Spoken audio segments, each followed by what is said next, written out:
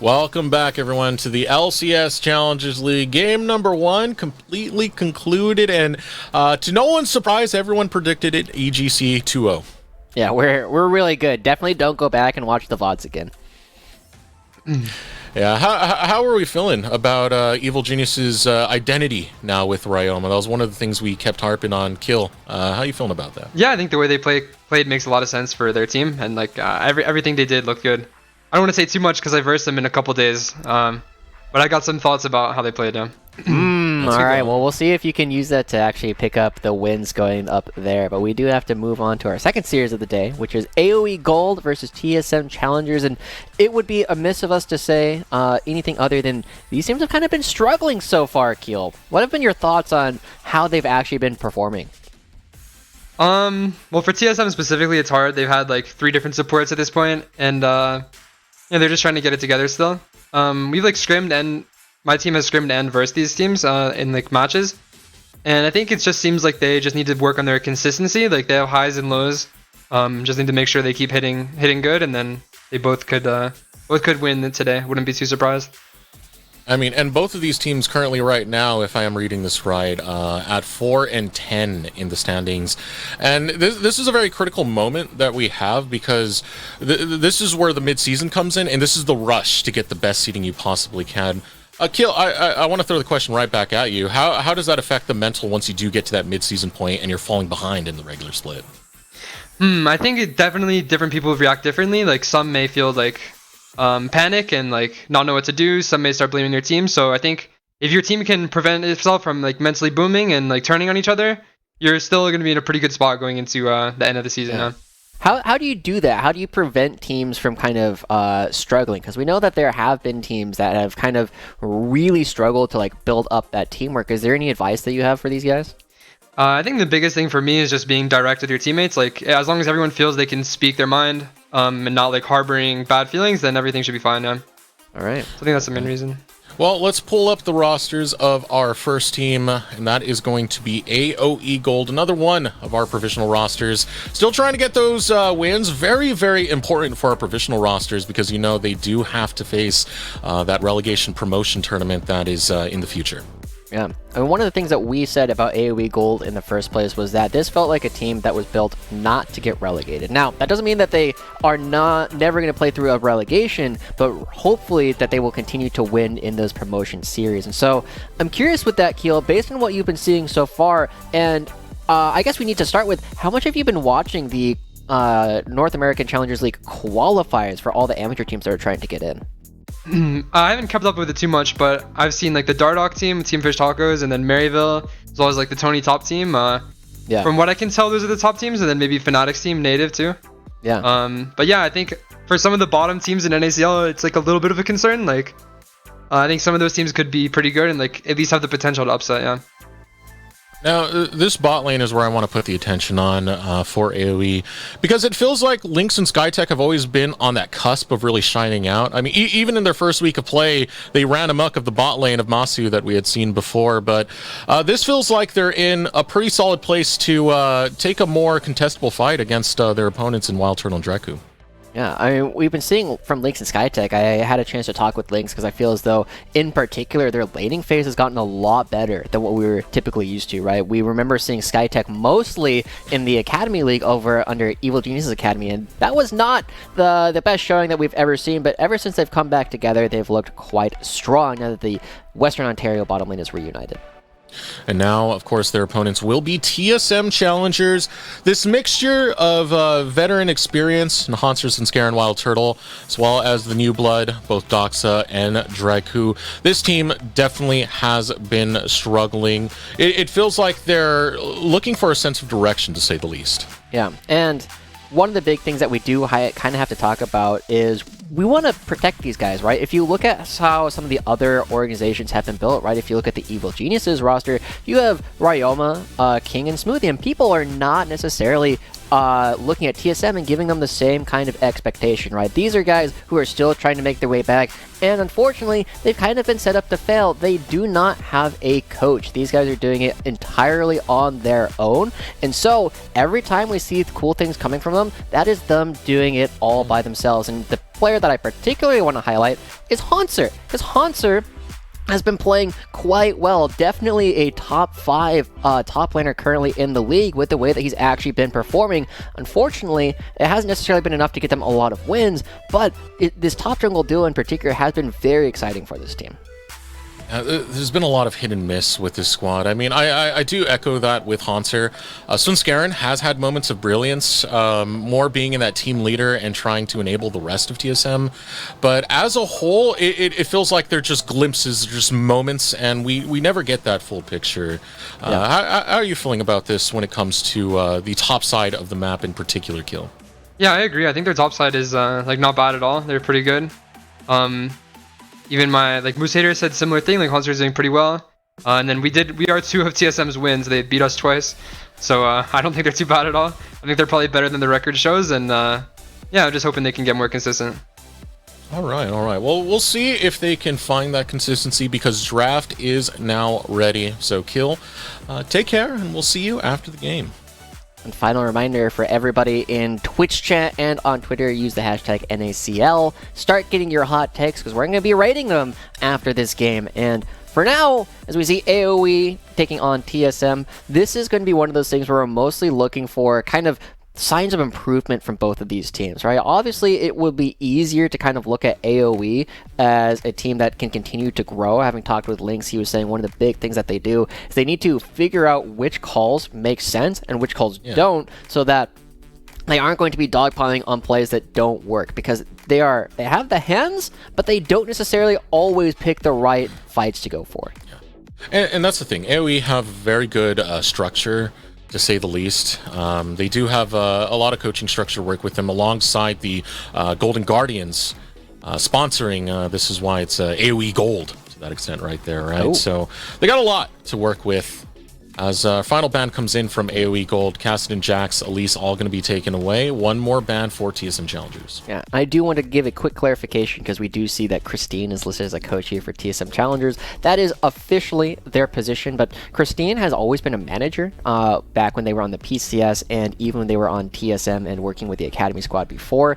They don't have a lot of real coaching experience, and so we're hoping this team can bounce back from that and still have strong showings anyway. But as we get into the actual game, it is worth noting that there is a Caston ban coming through because Doxa has had some pop-offs on that champion.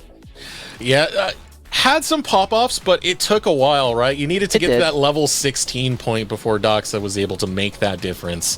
But it was a power point to play around for TSM, so it's something that AOE are going to respect and ban away. Their first pick is going to be that Sejuani. Winnie does well when he's able to control the map, and Sejuani plays that style. Yeah. And it's also interesting, right? With all the strong AD carriers that have been banned out by TSM, they are going to be going over towards the Xayah. This has been a specialty pick coming out for Wild Turtle. And wow, this is definitely a shakeup as well coming out from AOE, picking up both their solo laners. Sylas was going to pick up the Darkwings will pick the Sylas, and Gamsu is going to be taking the Cassante as well. Whereas most of the time, you would usually expect to see the bottom lane picked up here. So it feels to me like Lynx and Skytech, they may got something cooking. The last 2 drafts we had, it was solo lanes picked up in phase 2, so a change, at least in the scenery that we got so far. Dox, okay, Dox is good. We're gonna put a lot more faith in Dox this time, as Dox is gonna be on the Akali. Now, here's my only thing. We need to get the Akali going. Doxa hasn't been someone who normally does it by himself. I'm gonna look for Svenskeren to try and actuate this mid lane so we can actually see something more out of Doxa. That said, it's a difficult 2v2 for them to actually go for, right? It is true that if Svenskeren is unmatched in these ganks, it will help Doxa accelerate. But this is one of the classic matchups that people have taken into the Akali, even during the Worlds 2022, where the reason why you would pick the Sejuani is because of how quickly you get the stacks up for that initial stun coming up and the amount of damage that Sejuani can do because of it. So if it's a 2v2, I actually favor Darkwings and Winnie just based on the champion strength, and so it will be up to Svenskeren and Doxa to find their angles where that isn't true. And as I was saying, right, Doxa needs at least that setup. Feels when the map is going well for the entirety of the team, it's much easier to get your footing in. I mean, that's definitely a more obvious point, but for Doxa, it's definitely been that struggle. We head into the second phase of the ban. It's going to be marksman focused out for TSM as they'll take away both the Zeri and the Jhin. I'm very curious about this bottom lane because Wild Turtle has kind of been, been very volatile in the bottom lane. It almost feels coin flippy to some regard. Yeah. Whereas, like, Wild Turtle and Dragku, right, like, they're trying to find their footing. Having talked to some of the players, they have had harsh words for how Wild Turtle and Dragku have been playing thus far. So hopefully we can see something a little bit better coming out from them, right? It is going to be one of the situations where they're going up against a very tough, a very strong bottom lane who, as you said, has been very volatile and will be looking to fight you relatively early on if given the chance. I wonder if Lynx actually starts pushing towards something like the Draven with the number of marksmen that have already been banned. Ezreal is good too. Would be pretty good to see. He has gone aggressive in the past. I remember there was a game where he popped off on Kalista, was able to really just kind of smash Wixie over in the bottom lane. But yeah, this hover instead, it's going to be the Heimer for right now. I still want to see what the marksman is for Lynx. Yeah, I mean, typically what you see Heimerdinger paired with, it tends to be things that are very strong in lane to kind of take control. And so that kind of, again, says to me that they're looking to get something like a Draven potentially coming out. But Lynx isn't a player that I typically associate with these really powerful, like, laning AD carries. So we'll see what they can do. You also need something that can take down some of these tanks that are going to be in the front line with the Scion, and the Maokai. It is, in fact, going to be the Misfortune. And you seem skeptical. Yeah, no. It's not skeptical. It's just I haven't seen too much of the Misfortune late. It's interesting to see the marksman pool get pinched this much to the point where Lynx has to dig this deep into the pool. In fact, I'm looking at competitive play for Lynx, and there's only one recorded Misfortune game in Lynx's history. Ooh, Wolverines is very excited about this one, as Dragku is going to be locking in the Soraka. Now, this champion can be very aggressive in lane, but you need to be careful that you don't get blown up by all the damage that's going to be coming in from Misfortune and the Heimerdinger, and it scales quite well at the same time. So, it's definitely an interesting composition coming out from TSM, right? We were just saying how Haunter has been one of the bright spots, as one of the stronger carries for this roster, and at least 2 or 3 of their wins have come from the fact that they have played through the top side. Now, they're giving a very strong scaling set to the bottom side of the map, but, like, Scion is, like, a good champ, but it's usually not a carry champ. It's a different look to put much more emphasis onto Doxa and Wild Turtle for TSM, when, as you said, they've had so much success with Haunter in that top side. I want to ask you this question. How are you feeling about Darklings being on the Silas and all the resources you can take? I feel like you have a bit of a buffet with some of these ultimates, Josh.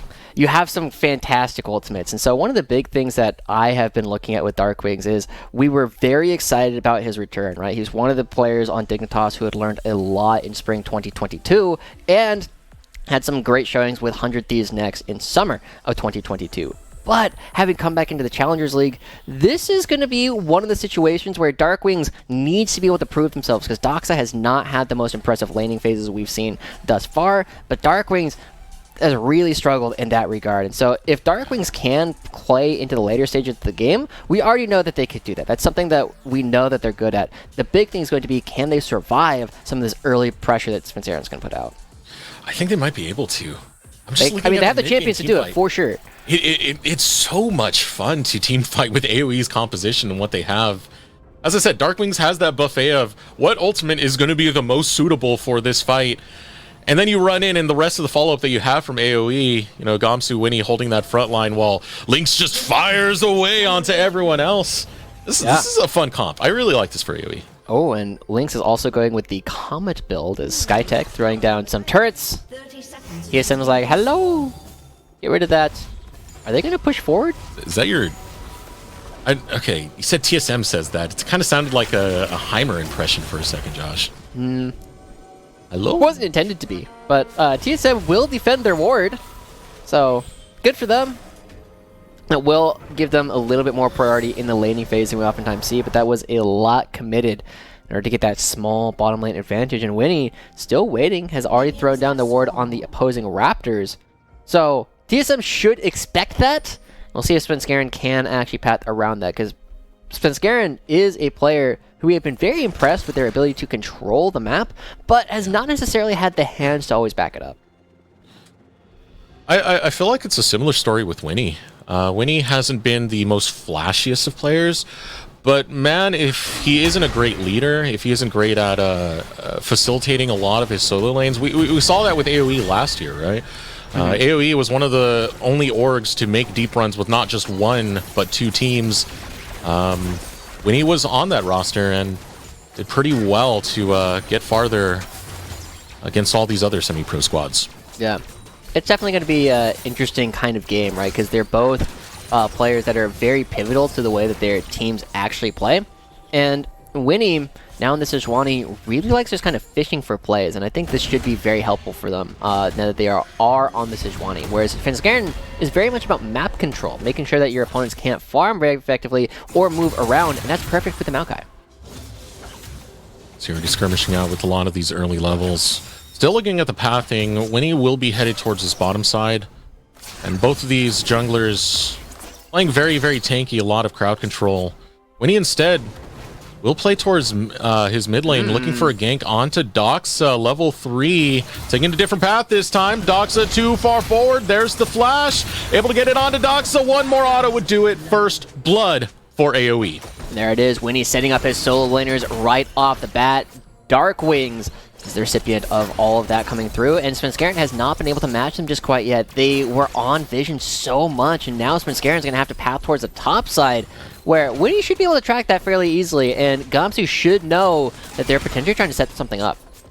And that's such a great start for Winnie. Great selection as well, because we mentioned it during the draft, right?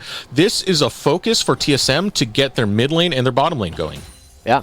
And unfortunately, Doxa is the first one to go down. Again, this is the exact same kind of thing that you were seeing in Worlds 2022. I mean, great flash from Doxa to stay alive for a little bit longer, but not able to get themselves out, preying on the fact that the Shroud was not available right away. So AOE find themselves first blood, and there's no real response. Svenskeren not able to do anything else on the map, just going to be back to farming up. And Winnie is matching them because he's Sejuani. Because he's Sejuani. He's on a pig. Sweet! Broback Mountain. God! Video games! Stop detracting me. That's not a video game. Josh, please. I want to live. No. But for now, again, we're kind of looking at AOE coming through from this. We have to remember that they are a team that will very likely at this point have to play through their relegation promotion tournament at the end of the split, whereas this TSM Challengers roster will not. And we also know there were very heavy rumors coming out from TSM about working with like a collegiate squad, which is currently trying to play for one of those spots. All right, stun found by Winnie. Junglers, mid laners, both going to exchange, but Draku will be the one to show up to make this uneven in the favor of TSM. And now you can hear the Wii U ambulance running in.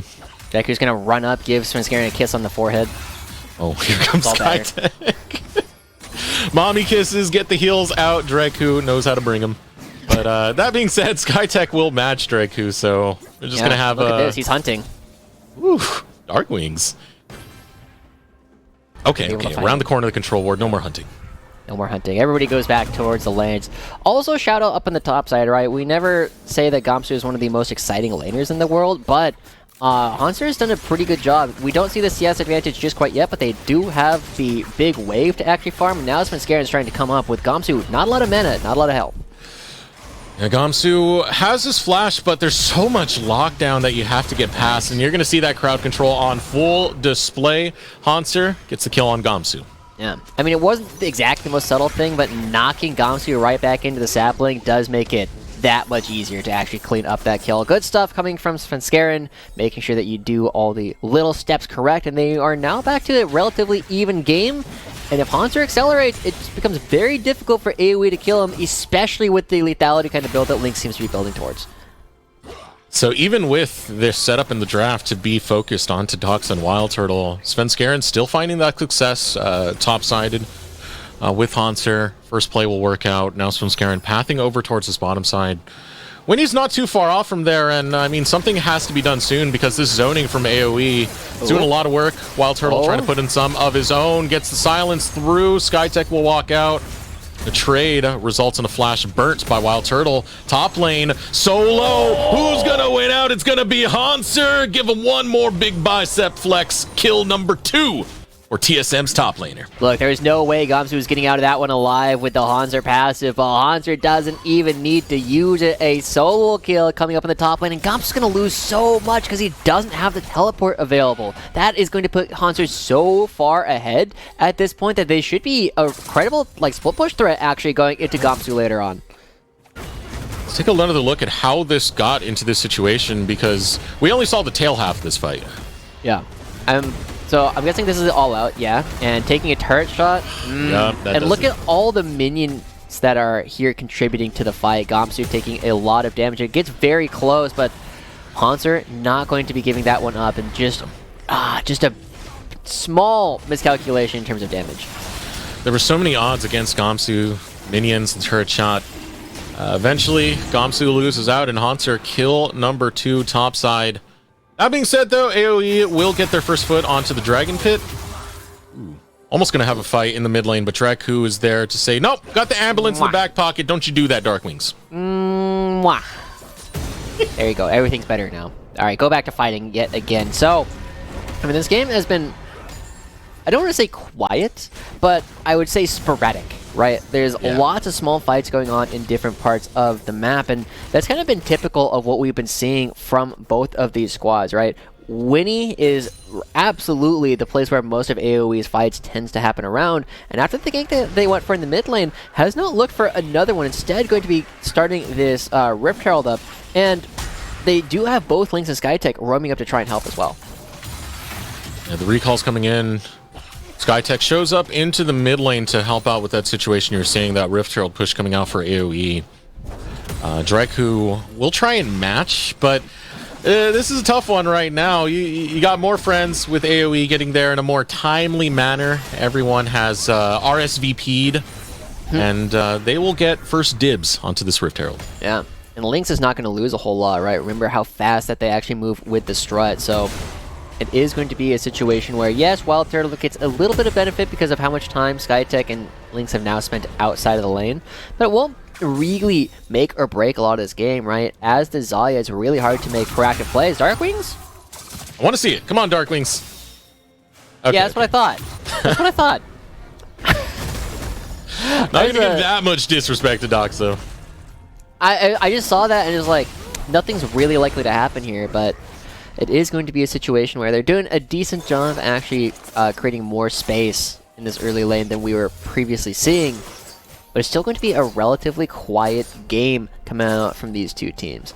I also kind of want to talk about how Skytech and Draku, this is rather non-typical from Draku, right? Well, last week, we were seeing things like the Caitlyn support, a lot of heavy poking coming out from them, whereas this is an enchanter, and you play Soraka very differently than you play most other enchanters because of how much movement speed you actually tend to have in team fights. I'm curious how Draku will be able to pilot this one with the rest of the team because it is such a reactive playstyle. When you need to react fast to this bot lane gank, ultimate going to be used out of Svenskeren. Winnie matching through. Stun being found. Winnie's the critically low one, and able to return it will be Wild Turtle. Ultimate popped by Skytech, but TSM have already gotten what they came for. They'll take Winnie, they'll get out. And that feels a lot like one of the things that Lynx was talking about, right? They need to be better at picking their fights, not knowing that Svenskeren was there, really hurting them. Svenskeren getting another assist, a kill going over to Wild Turtle. He now is red buff to try and really play for these upcoming fights. And getting economy onto Hanser, onto Wild Turtle. TSM are finding these small victories in an area where I thought it was going to be a little bit more AoE controlled. Gotta like it for TSM. Yeah. So, I mean, we're waiting for this next dragon to spawn as one of the big places where these teams might actually interact. Remember, Lynx does have access to that ultimate. There's a lot of melee champions that are likely to get caught up in it. And so it'll mostly just be, how does TSM actually create a setup? Can they prevent Lynx from comfortably actually going for an ult? Maybe Draku can find a silence. Maybe Hunter can get into the back line. But otherwise, it's kind of tough to prevent the full channel of the bullet time.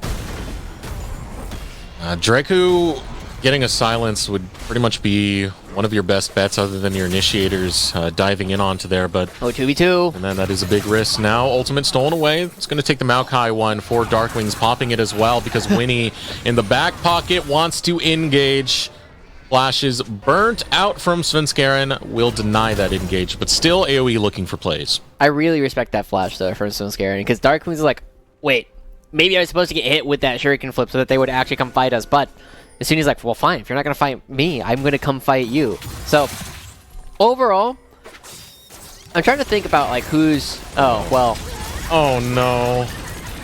Bing, bing, bing, bing, bing, bing, bing, bing, bing. Rat-ta-ta-ta-ta, and down goes Wild Turtle. Yeah. Wild Turtle, this is a player that I'm a little bit more critical on, Josh, because this coin flippy gameplay that we've seen, sometimes Wild Turtle looks good, sometimes Wild Turtle just kind of looks horrendous. I want more consistency out of such an experienced player, but look at this coming out from Gamsu, locking down Hans underneath the tower. We'll get his flash. Gets the flash. I mean, good stuff from Gamsu. Yeah, I don't have a whole lot of copium for Wild Turtle right now, unfortunately. Like, they're gonna have to prove that we should be giving them a lot more praise. It has not been good for throughout most of this split so far, but again, to give them credit, like, it's really hard to try and improve in these spots. Oh, team fight in the mid lane. Svenskeren taking a lot of damage, not enough to get executed just yet. Trying to follow through will be Darkwings, but Svenskeren alive. The push found by the Rift Herald. Survival found by TSM. Yeah, TSM going to be able to get away.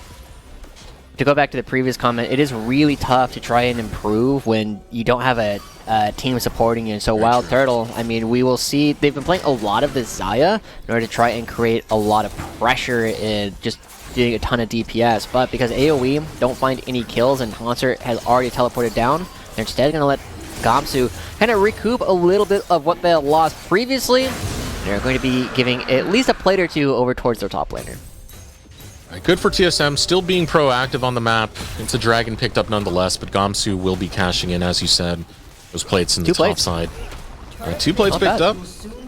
Yeah, Gamsu will be that big engage alongside Winnie, so you got to get him tanky and beefy because Hanser won't be lacking that, to say the least, after that early game that he had. Yeah, Daddy Yarnell is ready to come back towards the top side and make sure that not too much funky business actually happens. So, now, while we wait for the next fight to come around, the Rift Herald potentially, I kind of want to take a deeper look once again at kind of the stories between these two junglers, right? Because we kind of set them up. Winnie has been one of these players that has been in the collegiate scene for a long time, right? Mostly playing with the University of Western Ontario, where I believe every year that he's been there, they've gone to the top 8 for Seawolf, right? They've consistently had a ton of opportunities, and now he's looking for an opportunity topside. Winnie looking for the gank onto Hanser. Hanser doesn't have flash. Ultimate's going to come up very soon, so if Hanser can get an angle, could look for a counter engage. Caught out, it's going to be Svenskeren, and there it is, the counter engage. Svenskeren follows through. The crowd control is too much for this Cassante. Winning burns flash to get out of the grasp of TSM, who just keep making plays. Yeah, and Hanser has got to be like laughing at that one. He's like, what are these guys doing? I'm Sion. I have 2 kills already. I have a Soraka in my back pocket. You're never killing me ever. And so suddenly they just get another kill. 3 of the team's 4 kills already onto Hanser. We were saying that AoE was going to have trouble actually killing them because they don't have any consistent damage output already. And yeah, Hanser is going to be like this really unwieldy champion that does a lot of damage if you can actually catch people, but they're just not going to die, right? That's a huge problem, is he's just going to walk on top of Lynx and Skytech and ask questions of them, whereas TSM's, the rest of their team, can just freely hit. Svenskeren doing a lot of good plays. You're making that comparison between both of the junglers. Svenskeren, out of all these players from that old 2017 TSM roster, I felt like Svenskeren was one of the more active ones post that. You know, it had a lot of that time with Cloud9, both their main roster and their academy roster, and was a big part of the leadership for Cloud9 back then. Yeah. We'll see how well that kind of continues to play out, right? We have already given them a lot of praise for their map control, but one of the big things that we have to see is, how well he actually gets his hands back, right? It has been a situation where, yes, he's in the right place a lot of the time, but the ordering of like pressing the buttons has been a little bit more difficult for them to actually go through. And it's part of why they're finding more success on characters like this Maokai, which have fewer buttons and they're basically point and click, in comparison to even something like the Sejuani. Sejuani is like not the most mechanically difficult characters in the world, but you have a lot of like skill shots and major decisions to make, and Svenskeren on this Maokai has definitely looked quite a bit better. Sounds like a motivational seminar, how to get your hands back with Joshi.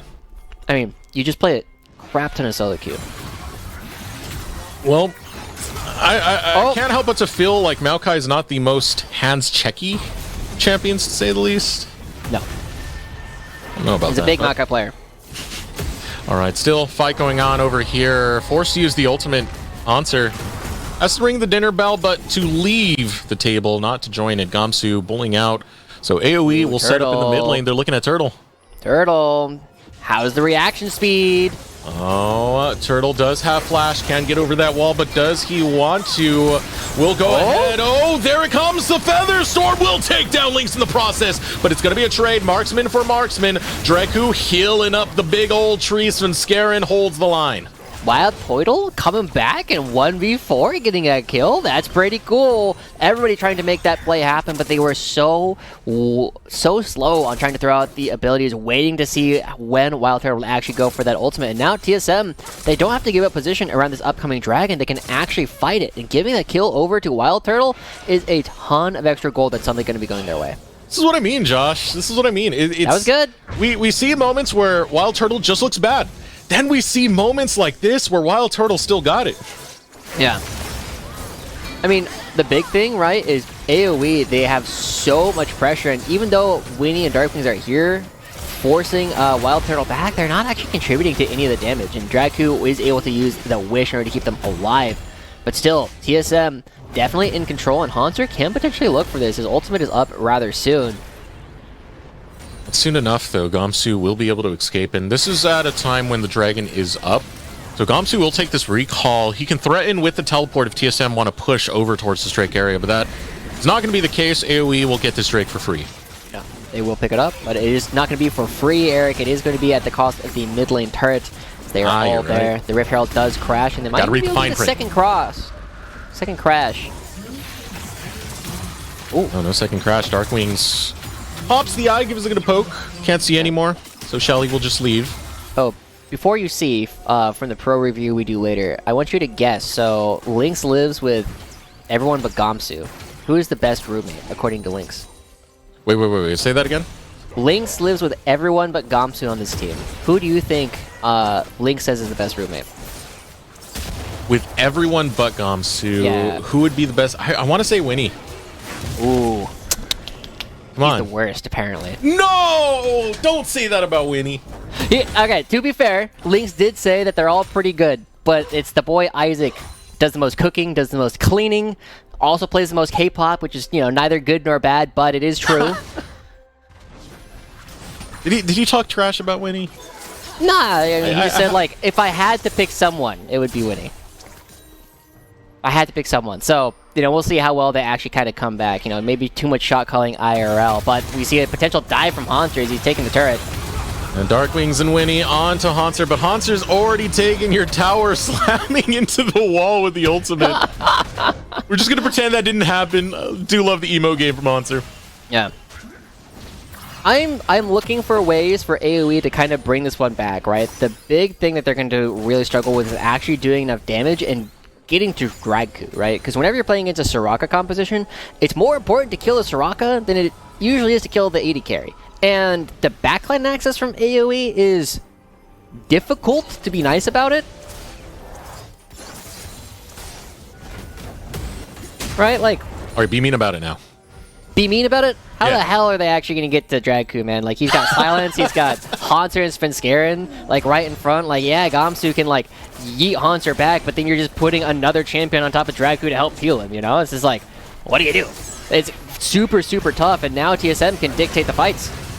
And you move to a different location where you don't have to hear the ambulances all the time at night. Drake, who lies in wait to save any member of TSM. Yeah, this is going to be a very tough one because I feel like TSM can just kind of grind it out, and it's mostly on AOE to establish the wombo combo with the bullet time, which we did say they would have a lot of freedom to like actually get it off, almost the entire thing off. But like TSM, like look at this, like Gamsu's just swinging at Hanser for forever, and it's 100% like, all right. Look at this big battle now underway. Gamsu versus Hanser, super heavyweight smackdown. Oh, look at he's hitting him. Wet noodle.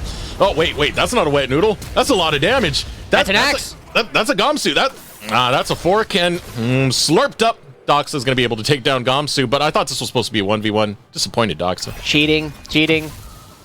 Well, that's kind of what I was expecting at some point, is like, Doxa does not win that. We're getting another fight. Svenskeren.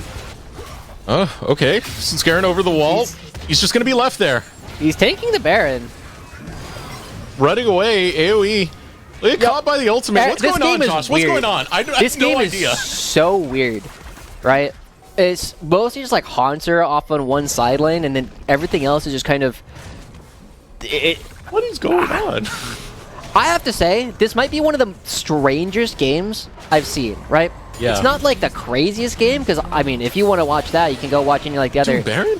Like super amateur leagues, right? Like the Gold and Plat leagues. Like those games are wild, but this is weird. It doesn't feel like everybody's necessarily playing in calls with each other, because it's just Hanser is creating pressure on the side lane, and AOE not really looking to make the plays that we became very excited about them in the first place. That was a teleport from Hanser into the Baron pit. Winnie. So this is the next play. Oh, Winnie didn't notice what was going on. Svenskeren will punish, and Wild Turtle gets a kill. Teleport from Gamsu, but down a member, and so critical it be the smite not available for AoE. Yeah, Doxa moving around to potentially find a flank. Has not been spotted on any vision just quite yet. It's so hard for AoE to get in, and oh no, Doxa has found his way in. He's been looking for his name. He's been looking for the play. Out comes the bullet time. Secured over on the side of TSM. Here comes Doxa onto Skytech. Will tear apart that backline while the front line suffers. TSM with Baron and a team fight win. And Lynx and Darkwing's the only ones able to run away. I don't even know if Lynx gets out of this one. Boom! Boom! Yeah. I don't know, Eric. I think this one's pretty over. I said to Lynx when I was talking to him past couple days that AoE had become one of my favorite teams because they were so decisive and they were so willing to make plays happen. But we're kind of missing that right now. Like, this is not the AoE just trying to make all kinds of plays happen all over the place that we had kind of gotten used to, and it's just a slow and steady Hanser diff. Slow and steady. 24 minutes in, we have the inhibitor going down. TSM are walking out. AoE are trying some level of chase, but you're not going to fight this. You're not going to challenge this. You're not going to take this. The bigger picture should be that Drake. Winnie's still going to go for it, though. Lands it on Svenskeren. Your ultimate's down. Now Hanser's still holding that front line, and AoE are in retreat. Wild Turtle looking for a kill onto Winnie. Will not be able to take down the boar. Docs on the sidelines will slip away from Darkwings. And this is pressure for AoE. They feel it right now, but down Winnie's engagement. Should get a recall out of TSM. Yeah, everybody on TSM will be backing away, so that will be another dragon going over to AoE, but I don't even think Mountain or the Cloud Soul will matter a whole lot coming out for AoE, even if they get it.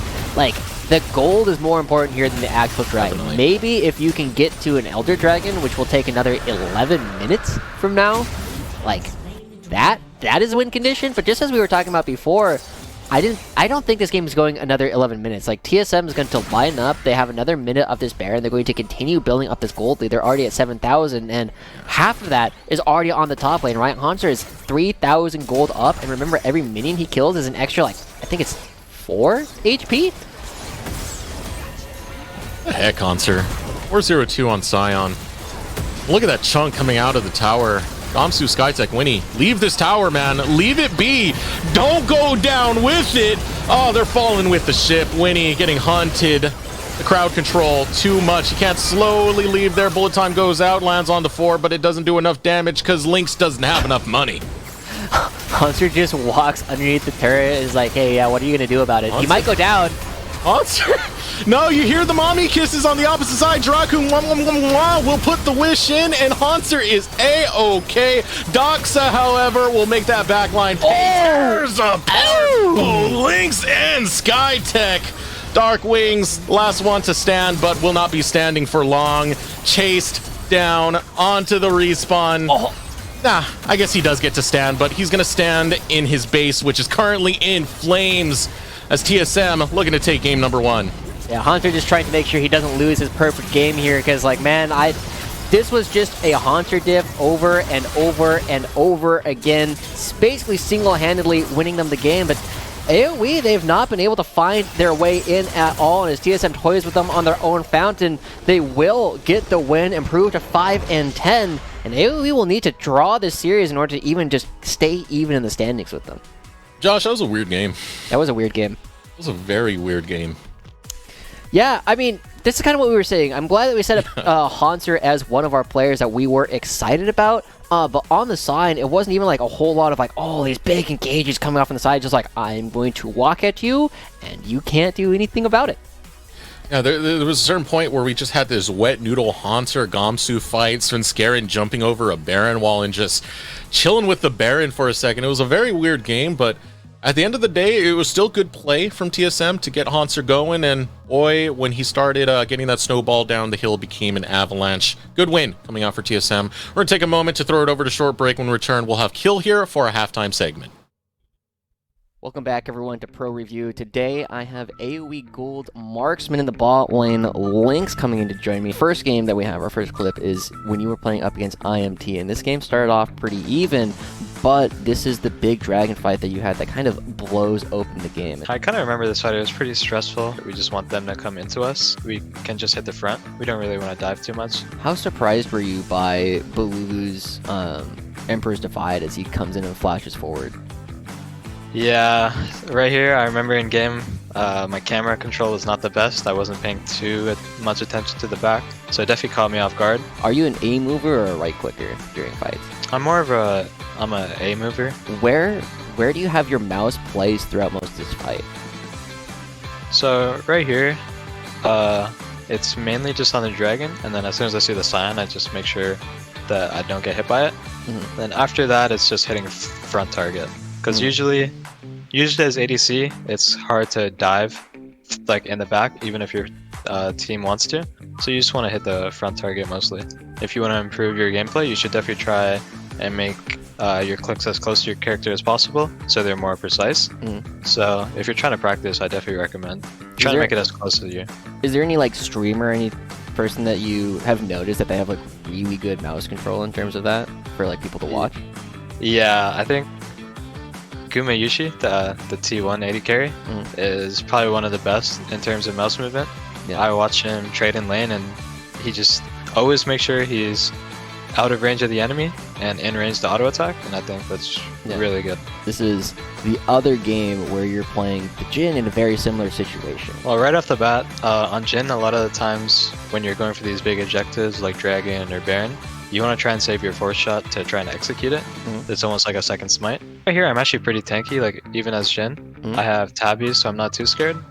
I think I didn't even have to Gale Force that early. I could have maybe baited him in more, made him jump on me and then go.